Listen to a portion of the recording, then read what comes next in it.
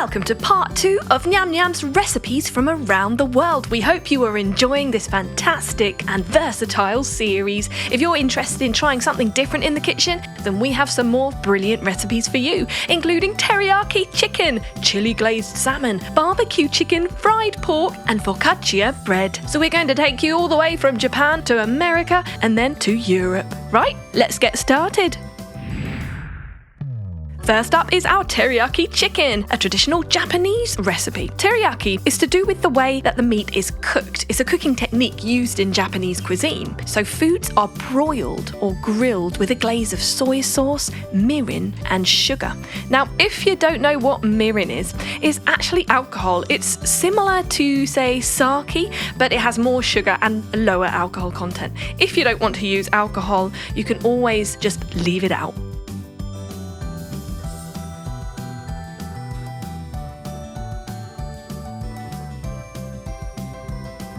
The great thing about these dishes is they're so quick to cook.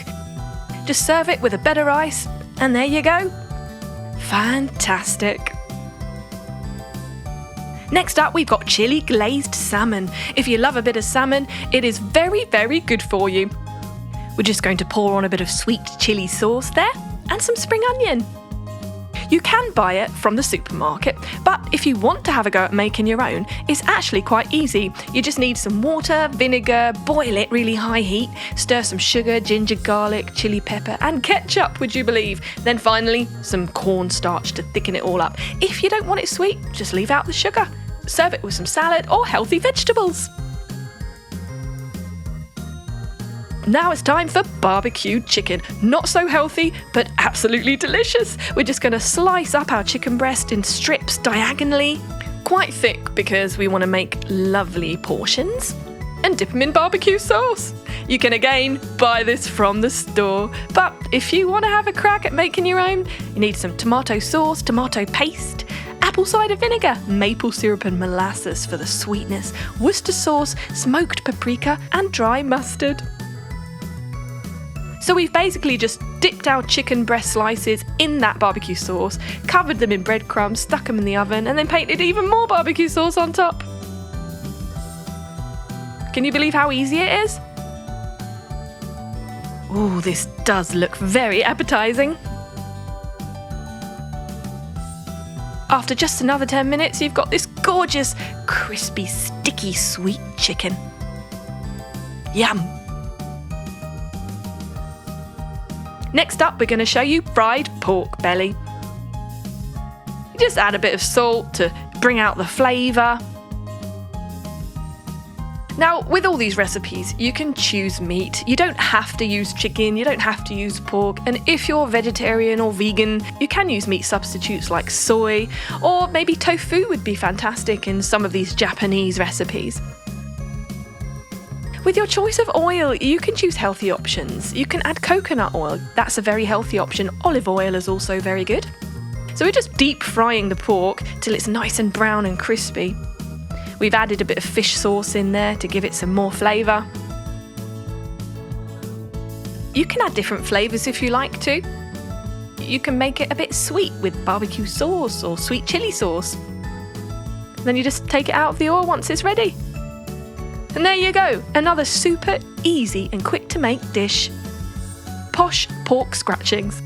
Ooh, crunchy. Next up, we're going to Italy to show you how to make focaccia bread. It's absolutely delicious.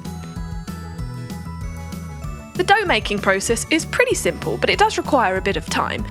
You just get your choice of flour, some yeast, a bit of sugar, a bit of salt, and warm water. The temperature of the water is important.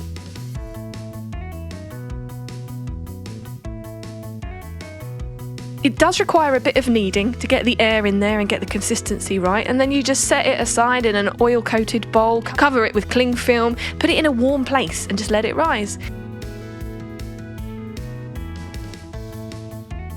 Then do the same in your baking tin. So this recipe just requires a bit of time, but it's not difficult to make. You just need the right size container to let the dough rise and some cling film. You can always use a tea towel and put an elastic band to keep it on. Once your dough has doubled in size, then you can just add the finishing touches, which is gallons more olive oil. Lots of olive oil in this recipe. It's the key to this gorgeous texture of focaccia bread, light and fluffy inside. And just use those fingers to just press in, knead in some air and get that olive oil swirling around. Add your herbs. We're using rosemary. You can add things like sesame seeds, an extra bit of salt, maybe some fresh cracked black pepper. Then the oven does the rest of the work. It's really easy to make, and it's absolutely delicious with soups or maybe alongside lasagna. So there you have it.